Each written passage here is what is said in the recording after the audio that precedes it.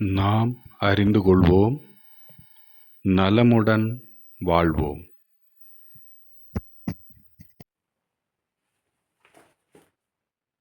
வணக்கம்.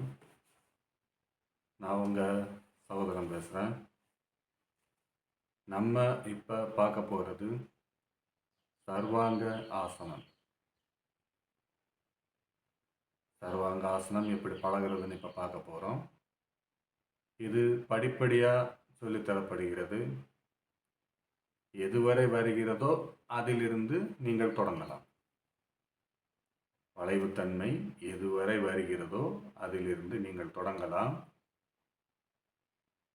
நாம் ஒவ்வொரு முறையும் ஒவ்வொரு படியாக வரும்போது 3 தடவை 3 நாட்கள் அது நன்கு வந்த பிறகு மறுபகுதிக்கு செல்ல வேண்டும்.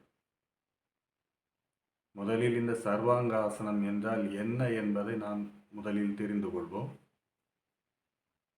அதன் பிறகு அவற்றை பழகுவதற்கு நாம் முயற்சி செய்வோம். சர்வ அங்க ஆசனம், அதன் பொருள் உடல் முழுவதும். சர்வ அங்கம்னா உடம்புல இருக்க எல்லா அங்கத்திற்கும் ஒரு முழு சுகத்தை தரக்கூடியது. நம்ம உடம்பை கூட்டுறதுக்கும் குறைக்கிறதுக்குமான அதாவது தசை பகுதிகளை கூட்டுவதற்கும் குறைப்பதற்குமான செயல்பாடை இந்த பகுதியில் உள்ள தைராய்டு என்கிற ஒரு சுரப்பி நிர்ணயம் செய்கிறது. இது தைராய்டிக்ஸ் என்கிற ஒரு அமிலத்தை சுரக்கிறது. இந்த அமிலம் கூடுதலாக சுரந்தால் நம் உடம்பானது ஒல்லியாக ஆகிவிடும். ஹைப்போதைராய்டு என்பார்கள். உடல் ஒல்லியாக ஆகிவிடும். இந்த தைராய்டிக்ஸ் அமிலம் குறைவாக சுரந்தால் உடம்பானது நம்ம தசையானது வண்ணமாகிவிடும், அதாவது அதிகமாகிவிடும், தடித்துவிடும். இதை ஹைப்போதைராய்டு என்பார்கள். Hypothyroid, hypothyroid. இதை இந்த சர்வாங்காசனம் செய்யும் போது இந்த தைராய்டு எனப்படுகிற இந்த கிளாண்டானது, சுரபியானது சமமாக, கூடுதலும் சுரக்காமல் குறைவாகவும் சுரக்காமல் சமமாக ஆக்கப்படுவதனால் நம் உடல்நிலை சரியான நிலைக்கு வருகிறது. மற்றும் இந்த தைராய்டு சுரப்பி சரியாக வேலை செய்தால்தான் பெண்களுக்கான கர்ப்பப்பை சரியாக வேலை செய்யும்.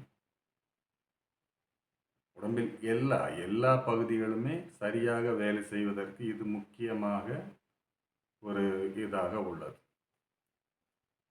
இதற்கு நிறைய விளக்கம் கொடுக்கலாம். தற்போது இதனுடைய சாராம்சத்தை பற்றி சொல்லிவிட்டேன். இப்போது பழகும் நிலைக்கு செல்லலாம். வணக்கம். உட்கார்ந்து தலையணைகளை நமக்கு வாட்டமாக இதன்படி அமைத்து கொள்ளுங்கள். சற்று உயரமாக இருந்தாலும் பரவாயில்லை. முதல் கட்டமாக இப்படி அமைத்து கொள்ளுங்கள்.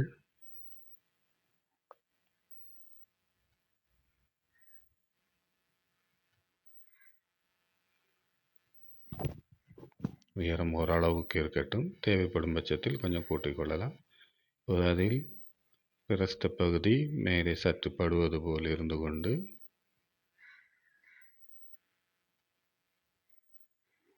பின்னோக்கி படுத்து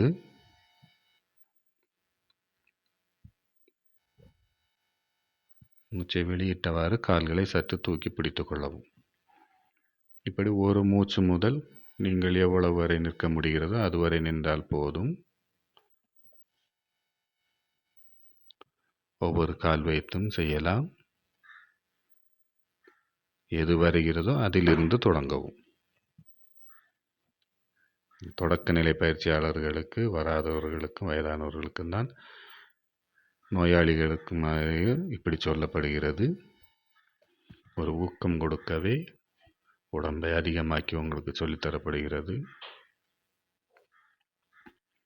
இதுவும் படுத்துக்கொண்டு மூச்சை வெளியிட்டு கொண்டு கால்களை மேலே தூக்கி இப்படி பிடித்து கொள்ளவும். இதுவும் ஒரு மூச்சு முதல் 12 மூச்சு வரை முதலில் நின்று கொள்ளலாம்.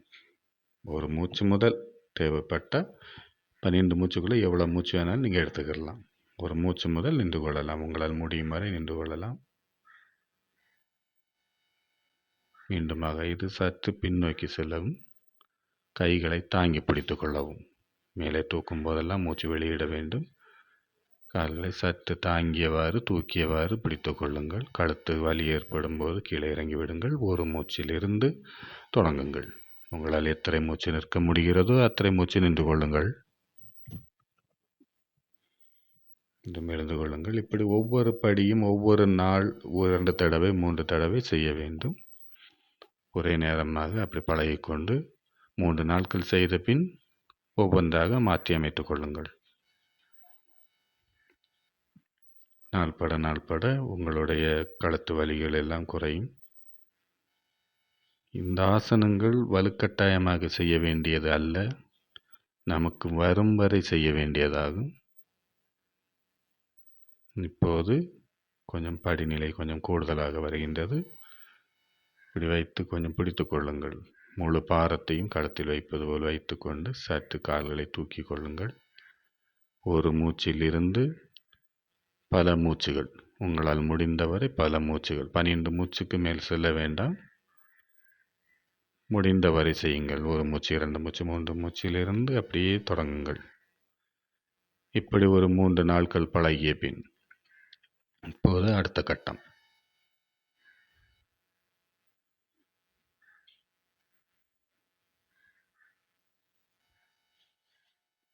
கொண்டு சற்று வேகமாக அப்படியே மேலே சென்று விடுங்கள்.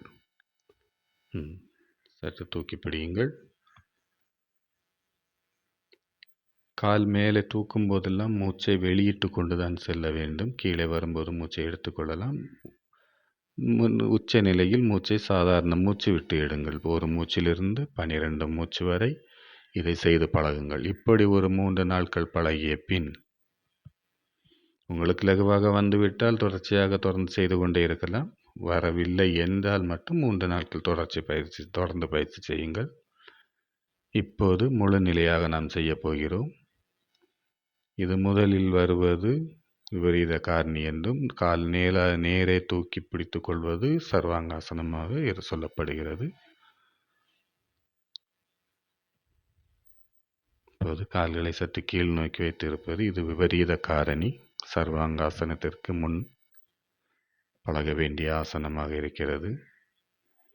இதில் சாதாரண மூச்சில் 1 - 12 மூச்சு வரை முடிந்த அளவு செய்து கொள்ளுங்கள். இப்போது செய்வது சர்வாங்காசன முழுநிலை. விபரீத காரணி ஒரு 3 நாள் 4 நாள் நன்கு வந்த பிறகே சர்வாங்காசனம் செய்வது நலமாயிருக்கும். கால்களை மேலே தூக்கி கொள்ளவும், பார்வை பெருவிரலை பார்த்து கொண்டிருக்க வேண்டும். சாதாரண மூச்சில் இருக்க வேண்டும். ஒரு மூச்சிலிருந்து 12 மூச்சு வரை செய்தால் போதும். 1 2 3 4 என்று எத்தனை மூச்சு வருகிறது அத்தனை மூச்சு வரை. 12 மூச்சு என்பது முடிவல்ல, அதுவரை நிறுத்தியாக வேண்டும் என்றும் அல்ல.